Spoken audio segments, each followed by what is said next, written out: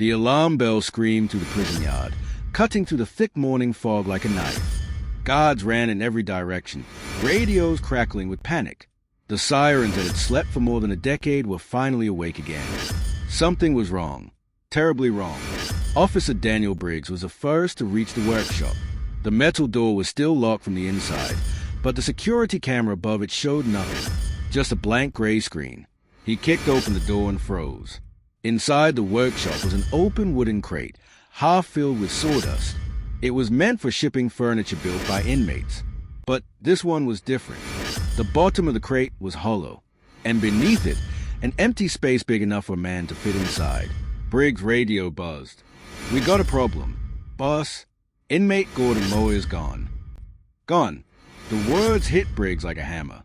Moore wasn't just any inmate. He'd been there for more than 20 years, quiet, harmless, always keeping to himself. No one had even thought he was capable of something like this. But the hollow box told a different story.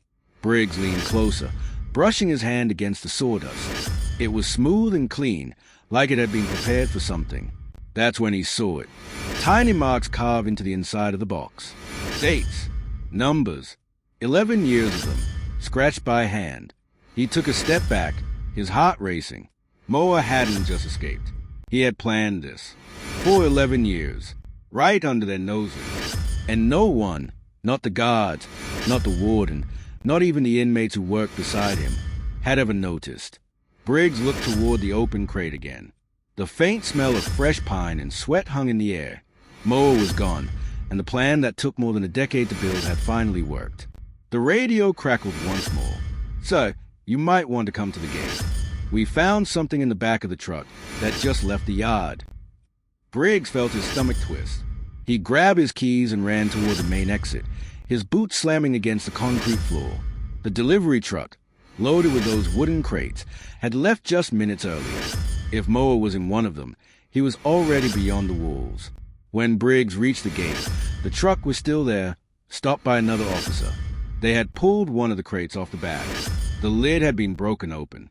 Inside, all they found was sawdust and a note written on a torn piece of brown paper. "You never look down." Briggs stared at the note for a long moment, his heart pounding in his chest. Then he looked up toward the horizon beyond the prison gates. The fog was lifting, and the long road stretched into the distance. Gordon Moore had vanished into thin air. But what Briggs didn't know, what no one in Grey Ridge Penitentiary knew, was that this wasn't the first time Moore had tried. This was just the last step of a plan that had been growing, piece by piece, for over 11 long years. It all started back in 2014, in that same workshop, with a single nail and a handful of sawdust. Back then, Gordon Moore wasn't known for much. He was quiet, polite, and spent most of his days sanding wooden chairs or sweeping the floors. The guards liked him because he never caused trouble. The other inmates ignored him because he kept to himself. He was invisible, and in prison, being invisible was the safest thing you could be. But Gordon had a secret. Every night, when the lights went out and the cell doors locked, he pulled a small scrap of paper from beneath his mattress. On it was a sketch, an idea he had drawn the night he arrived. A way out. At first, it was just a dream. No one escaped Grey Ridge. The prison was built like a fortress. Steel walls, motion sensors, guards in every corridor. But Gordon had noticed something during his time in the woodshop. The crates they built were shipped out every week, loaded onto delivery trucks and taken to local businesses. No one checked them once they left. No one questioned how heavy they were. He had even seen one of the guards jokingly say, "You could probably fit a man in one of these things." That sentence stuck in his head. The idea was born that day, and Gordon began studying everything. The weight of each crate, the timing of shipments, even how long the truck sat idle before leaving the yard. He watched. He listened. He waited. Years passed. He gained the trust of every officer in the workshop.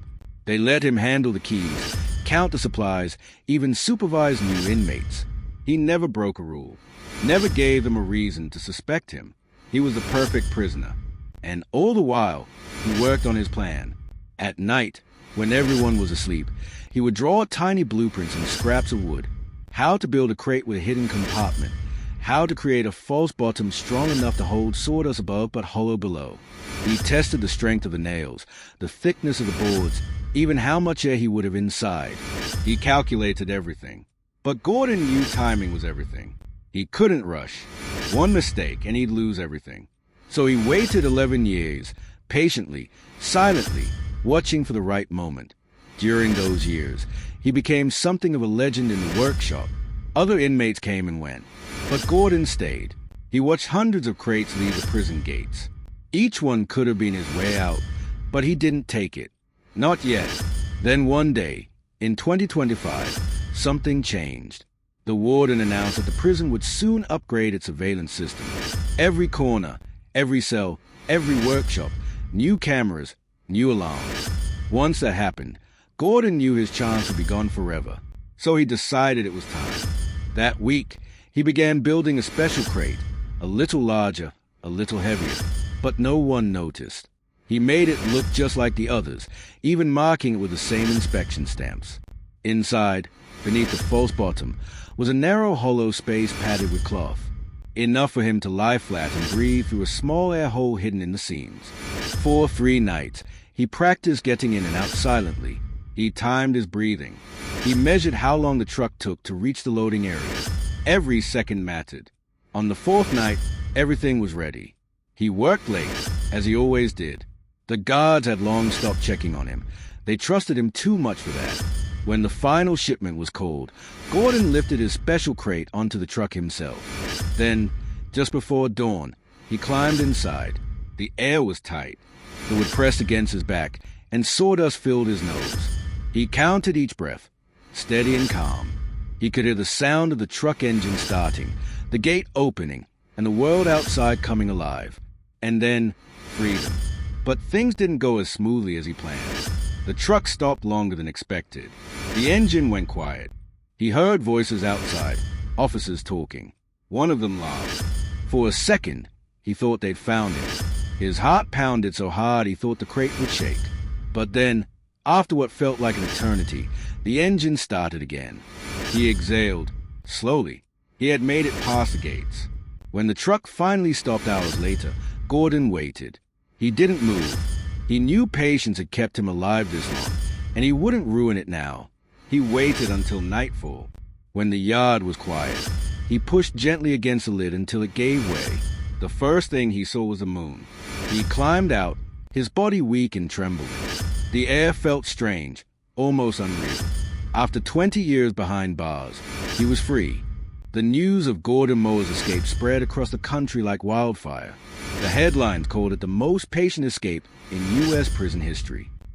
Everyone wanted to know how a man could live among guards, cameras, and concrete walls for over a decade while building his way to freedom, right under their noses. But no one asked why he waited that long. Officer Daniel Briggs hadn't slept in 2 days.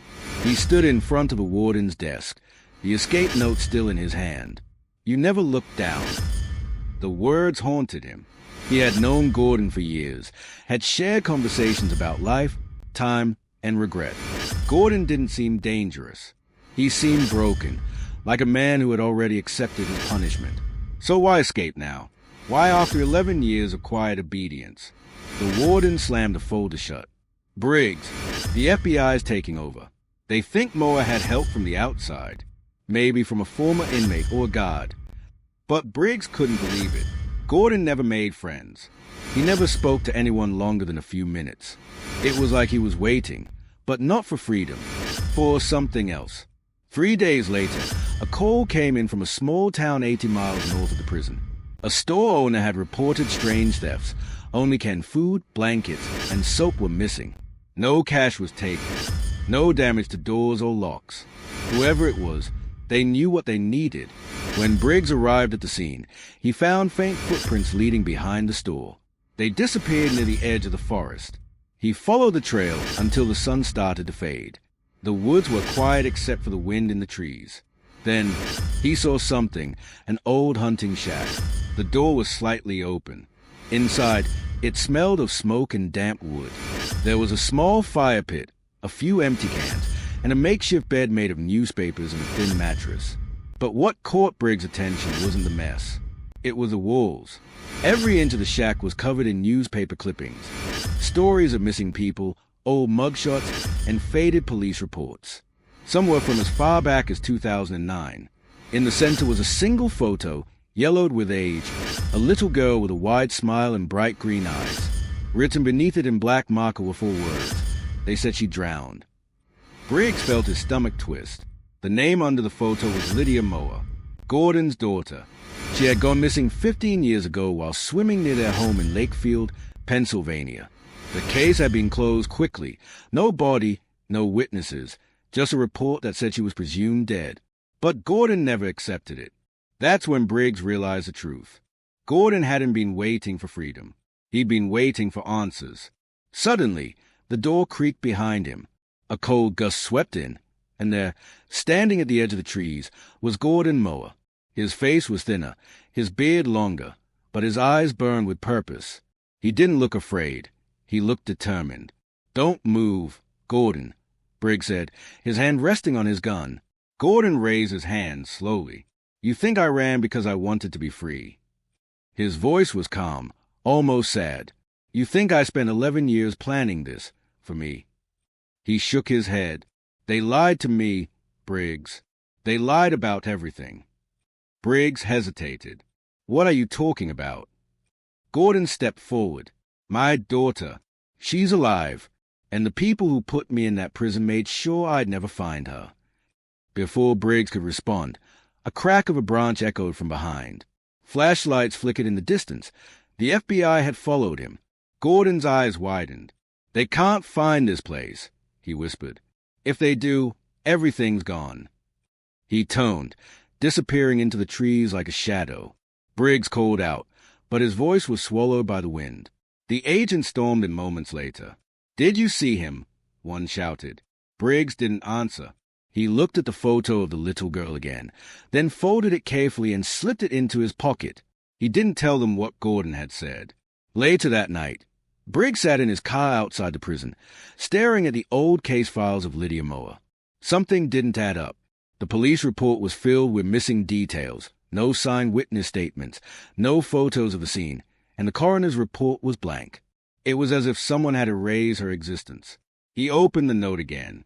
"You never looked down." Maybe Gordon wasn't talking about the crate.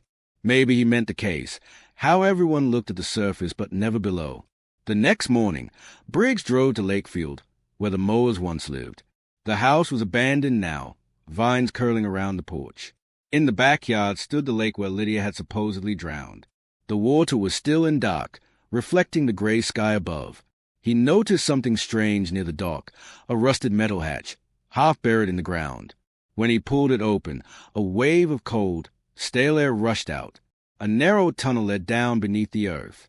His flashlight flickered as he descended the steps. The air smelled of mold and oil. At the bottom was a small concrete room, old but not forgotten. There were child-sized drawings on the wall, a small bed, and a broken lamp. On the wall, scratched into the concrete, were 4 shaky words. "Daddy, help me out." Briggs' heart pounded. He stumbled back, nearly dropping the light. This wasn't an escape route. It was a prison. Someone had kept a child here. Then, from behind him, he heard the faintest sound, footsteps. He turned quickly, but the light flickered and died. The darkness swallowed everything. "Briggs," a voice whispered from the shadows, "you weren't supposed to find this." He froze. The voice wasn't Gordon's. It was someone else, someone familiar, a man he had known for years. Before he could respond, something slammed against the back of his head, and the world went black. When Briggs woke up, the hatch above was closed. His wrists were bound. The flashlight lay broken beside him, and in the distance, echoing through the tunnel, was the sound of a child humming, a soft, haunting melody that hadn't been heard in 15 years. The escape plan that no one noticed for 11 years was never about leaving the prison. It was about finding the truth buried beneath it. And now, that truth had found him.